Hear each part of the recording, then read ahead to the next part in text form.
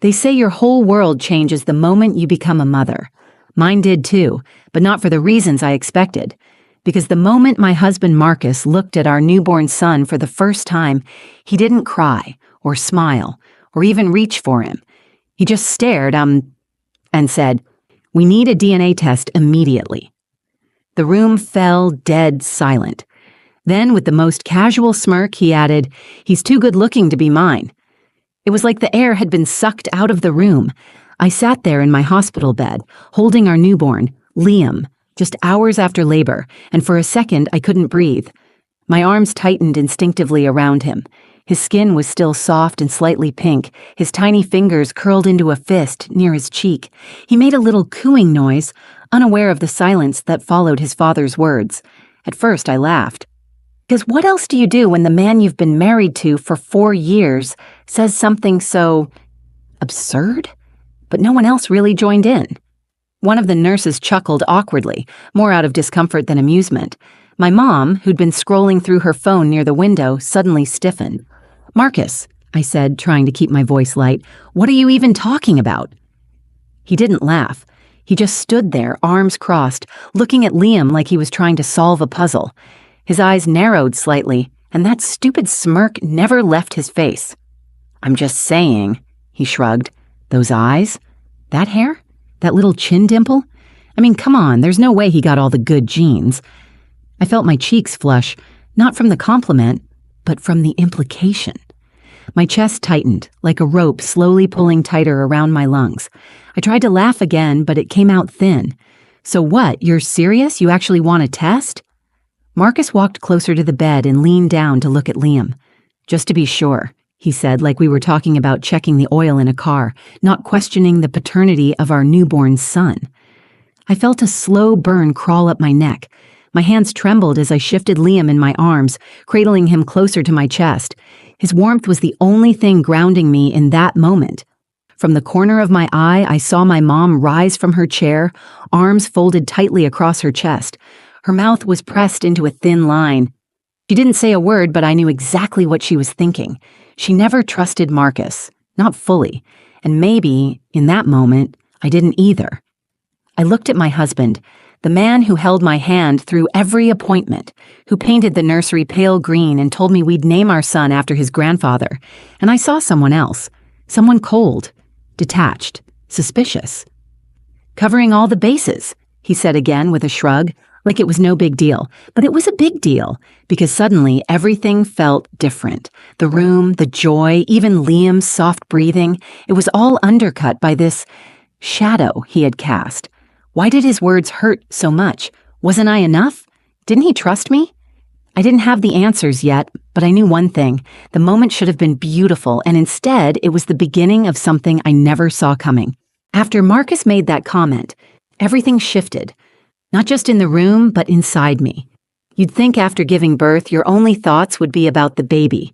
Counting fingers and toes, memorizing their little size, falling in love over and over every time they blink. But instead, I couldn't stop thinking about him, Marcus, and what he said. We were discharged 2 days later. My mom insisted on staying with us for a while, to help. But I knew she didn't trust Marcus alone with me. I told her she was being dramatic. She didn't argue. She just gave me that look, tight-lipped, eyes soft with concern. Marcus, on the other hand, acted like everything was normal. He didn't bring up the DNA test again, not once. He changed diapers, made jokes, even took selfies with Liam for Instagram, writing captions like, "Already got my mini-me." I tried to let it go, to convince myself it had been a stupid joke, said at the worst possible moment. But something inside me had started to ache. A quiet, gnawing kind of ache. The kind you can't point to, but you feel in your bones. It wasn't just the comment. It was how he looked at Liam sometimes, like he was trying to figure him out. I caught him one night standing over the crib, just staring. He didn't notice I was watching. His brow was furrowed, eyes squinting a little like he was searching for something he couldn't quite find. When I stepped into the room, he jolted slightly and laughed it off. "Just wondering when he's going to start looking like me," he said. I smiled, but something about his tone made my skin prickle. Then little things started happening. things I might have ignored if I wasn't already on edge. A nurse from the hospital, Rachel, I think her name was, called one afternoon saying they were doing a routine follow-up. Her voice was polite, but I swear I caught a strange hesitation when she asked for Liam's hospital ID number. I gave it to her, and she paused for a beat before saying everything was fine. I asked her if something was wrong. She said no, but the way she said it didn't sit right. Later that night, I went through Liam's hospital papers and noticed something weird. The wristband they'd clipped on him at birth, one of the numbers was off from mine. Just one digit. A typo, maybe. But once you start doubting, you can't stop. I Googled newborn ID errors for hours. I fell down a rabbit hole I never meant to find. I finally showed Marcus. "Are you serious right now?" he said, laughing. "You were the one mad at me for even suggesting something was off, and now you're acting like the baby might not be ours." I opened my mouth to argue, but he kept going. "Sophie, you're tired. You just had a baby. Your hormones are all over the place. Don't let this get in your head." He kissed my forehead and walked away, leaving me standing there with a handful of medical papers and a head full of doubt. Maybe he was right. But if everything was fine, why couldn't I shake the feeling that something wasn't? I started checking things obsessively. His birth certificate, the bracelet, old ultrasound records, photos. I became someone I didn't recognize, a mother with a newborn in one arm and a browser history full of worst-case scenarios in the other. I didn't want to believe Marcus was serious about the test, but now, deep down, I wasn't so sure he was wrong to ask, and that terrified me. It was a few days later when Marcus brought it up again. He didn't do it during a fight or even with a hint of anger. He just said it casually, over coffee, like he was mentioning a dentist appointment. So, "I found a private clinic that does same-day DNA testing," he said, taking a sip from his mug. "Discreet, reliable." I blinked at him, unsure if I'd heard correctly. "You're still on that?" He looked up. His eyes were calm, but too calm. Controlled. "I think it'll just give us both peace of mind." "Both?" I didn't answer right away. I stared down at Liam, who was curled up on my chest, his tiny lips twitching in a dream. He was so peaceful, so perfect. The idea that anyone would question him, even his own father, felt like an insult. But at the same time, I had been questioning things too, hadn't I? The wrong ID number, the nurse's weird tone, the way Marcus stared at him in the dark like he was trying to solve a puzzle. "I thought you said you were joking," I whispered, still staring at Liam. Marcus shrugged. "Half joking, but seriously, Soph, wouldn't it help you too? You've been acting different, anxious." He wasn't wrong, but something in his tone felt off, not concerned, strategic, like he already had a narrative and was waiting for me to catch up. That night, I didn't sleep. I kept watching Marcus out of the corner of my eye. Not because I thought he'd hurt Liam, but because I realized I didn't really know him anymore, or maybe I never did. The next morning, I called the hospital. I told them I had a few questions about Liam's birth records. The woman I spoke to transferred me to someone else and then someone else again. Finally, I was put through to a hospital administrator named Ellen, who seemed cautious. "Everything looks fine on our end," she said after a pause. "Healthy baby boy born at 3:42 a.m., no complications." "But his bracelet didn't match mine," I said. "Just one digit off." "That can happen," she replied quickly. Too quickly. "We've updated our labeling system since then." Before I could ask more, she cut me off. "You should speak to patient records if you want printed documentation." Click. I sat there for a long time with the phone still in my hand. It was like everyone wanted this to disappear, like if they ignored it long enough, it would. That same day, I went digging through Marcus's old stuff, his documents, high school yearbooks, anything I could find. I told myself I was just curious, but deep down, I was looking for something to either confirm my fear or erase it. But there were gaps. No baby photos, no childhood mementos, just a few adult IDs and his college diploma, which I realized didn't even list a middle name. I'd never noticed that before, or maybe I never questioned it. When I asked him about it later, he laughed. "Fire burned all that stuff when I was a kid, remember? I told you that." Had he? I couldn't remember. Every little inconsistency suddenly felt like a thread, and once you start pulling, it's hard to stop. Still, I agreed to the DNA test, not because I believed Liam wasn't ours, but because I needed proof. Not of Liam's identity, but of Marcus's. I didn't say that out loud, of course. I just nodded and said, "Okay." And the minute I did, Marcus exhaled, relieved. That was the moment I realized. He wasn't afraid of what we might find out. He was afraid I'd stop asking. The DNA test was scheduled for Thursday. Marcus handled everything, called the clinic, filled out the forms, even drove us there like it was some normal family errand. He was calm, too calm. Meanwhile, I felt like my chest was lined with barbed wire, tightening every time I looked at him. Liam was in his car seat in the back, blinking up at the ceiling, kicking his tiny socks off again. He was the only one in the car who seemed at peace. I envied him. We dropped off the samples, mine, Marcus's, Liam's, and were told we'd get results in 5 business days. Marcus joked on the way out, something like, "Bet he's 80% angel, 20% trouble," but I barely heard him. My thoughts were already spiraling. 5 days to sit in this limbo, knowing my husband thought our son might not be his, and knowing I didn't really know who he was anymore. That night, I couldn't sleep. I laid in bed pretending to scroll my phone while Marcus dozed off beside me. But my mind wouldn't quiet down. His fire story about losing childhood mementos kept looping through my head. It felt rehearsed, convenient. Why couldn't I remember him ever telling it before? The next morning, I dropped Liam off with my mom and went back to the hospital on my own. I told them I'd left behind a small blanket with Liam's name embroidered on it. Total lie, but it got me past the front desk and into maternity.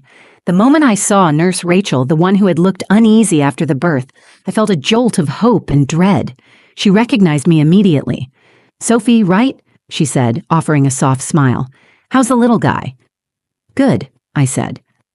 "But I have a weird question." I told her about the mismatched bracelet, the wrong digit, the follow-up call. I expected her to brush it off, but instead her face went pale. I shouldn't say anything, she said, glancing around. But that night, we did flag a potential mismatch, just for a moment. Something in the system glitched and showed 2 babies under your ID number, but it was cleared. Management said it was a system error and told us to move on. I felt the blood drain from my face. Was Liam ever taken out of the room without me? I asked. Rachel hesitated. For a routine check, yes, but only briefly. How long is briefly? She didn't answer. I thanked her, numb, and left the hospital in a fog. My hands were shaking as I gripped the steering wheel. My throat was dry. The words, "2 babies under your ID," echoed in my head like a siren. I couldn't tell Marcus what I'd learned. Not yet. I needed more. So I started digging. Social media, online archives, anything I could find about Marcus's past. I even searched public record databases, which I'd never thought I'd do in my life. It was like I had become a detective in my own marriage. But the more I looked, the more the details blurred. No trace of his high school graduation, no tagged photos before 2012, and oddly, I couldn't find a single person online who shared a memory of him before college, not even a childhood friend. It was like Marcus had been born at 21. I stared at a blank profile photo from an old college alumni page and felt my stomach twist. I had agreed to a DNA test to prove Liam was ours, but now I wasn't sure what scared me more. The possibility that our son wasn't his, or the growing fear that Marcus wasn't who he claimed to be at all. The call came early on a Wednesday morning. I was standing in the kitchen, rocking Liam in one arm, still in my pajamas, when my phone rang. The screen just said, "Unknown number." I almost didn't answer. Something in me froze, but I picked up. "Mrs. Evans?" A calm, clipped voice said, "This is Dr. Graham from Greenbrook Medical. We need you and your husband to come in today to discuss the results of your paternity test, in person." "In person?" I asked, my throat going dry. "Yes, it's urgent." My stomach dropped. I couldn't even speak. I just nodded as if he could see me. Marcus didn't ask questions when I told him. He just said, "Finally," and grabbed his keys. The drive to the clinic was quiet. Liam was asleep in his car seat again, completely unaware of the storm swirling around him. I stared out the window, heart pounding, trying to steady my breathing. At the clinic, a nurse led us to a small private office. It was cold inside, sterile, like they'd sucked the warmth out on purpose. A digital clock on the wall ticked loudly, every second hammering against my nerves. Then Dr. Graham walked in. He was middle-aged, graying at the temples, with a no-nonsense air about him. He sat across from us, opened a file, and paused, long enough that I felt my chest physically tighten. "I'm going to be direct," he said. "The results came back, and they are highly unusual." I clutched Liam tighter, suddenly aware of how warm and real he felt in my arms, my anchor. Dr. Graham looked at me first. "Sophie, biologically, this child is not related to Marcus." I didn't even blink. Somewhere inside, I already knew that. But then he turned to Marcus. His eyes lingered for a second too long. Something passed across his face. Hesitation. Maybe even fear. "And Marcus," he continued, voice quieter now, "you are not a biological match for this child. But more importantly, your DNA doesn't match any records associated with the ID you submitted." Marcus went still. I looked over at him, expecting confusion, denial, something. But his face didn't move. Not even a twitch. Dr. Graham closed the folder. We ran a cross-check through our internal system. Your name, your date of birth, even your photo, all of it triggered a federal alert. I felt my blood run cold. "What are you saying?" I asked, my voice barely above a whisper. Dr. Graham didn't answer. He picked up the phone on his desk, pressed a button, and said one sentence I'll never forget. "Security. We need you in room 4 immediately." Time stopped. I turned slowly toward Marcus, and for the first time since I'd known him, I saw it. The tiniest flicker in his eyes.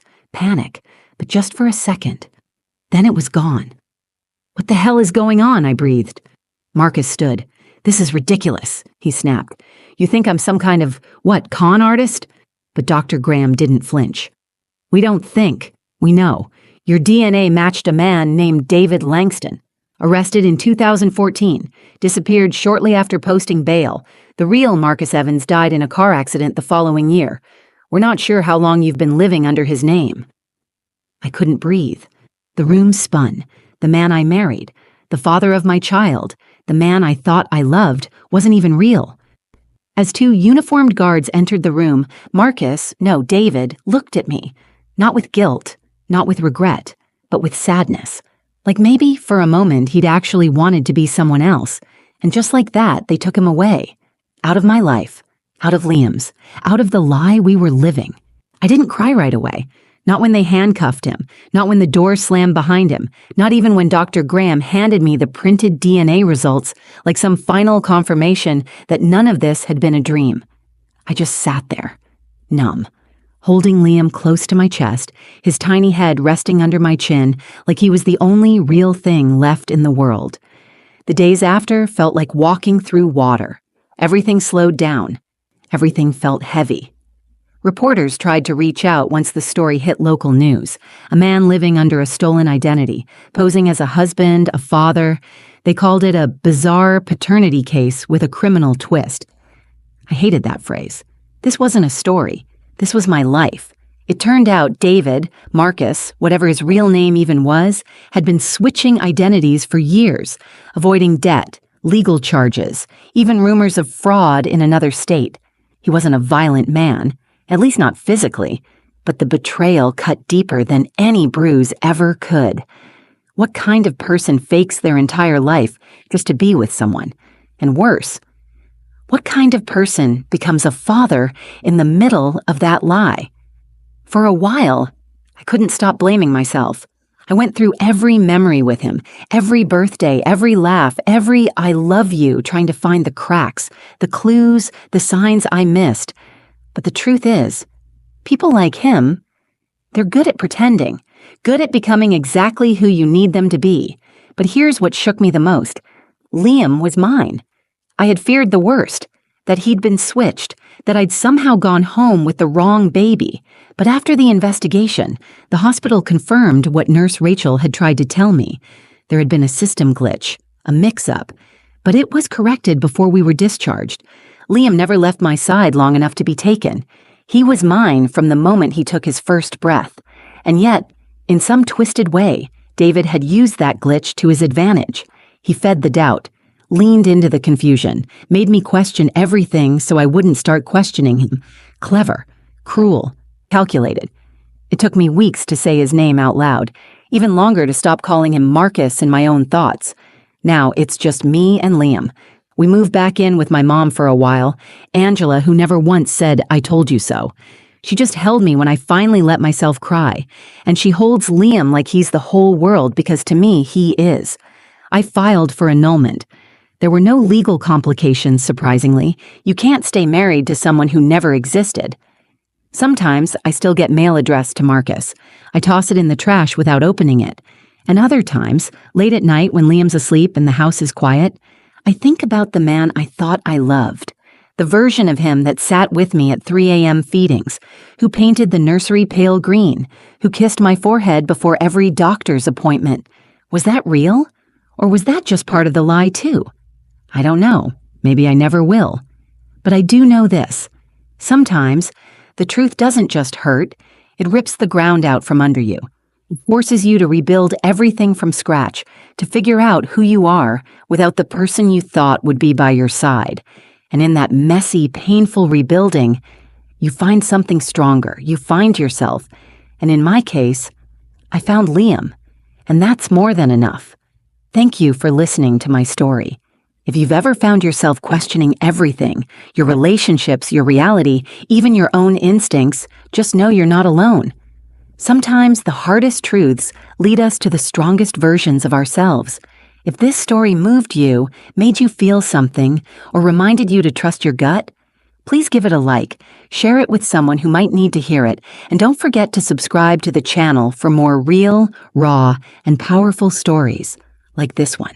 Your support means more than you know, and who knows, maybe the next story you hear will be the one you needed most. Until next time, take care of your heart and trust it too.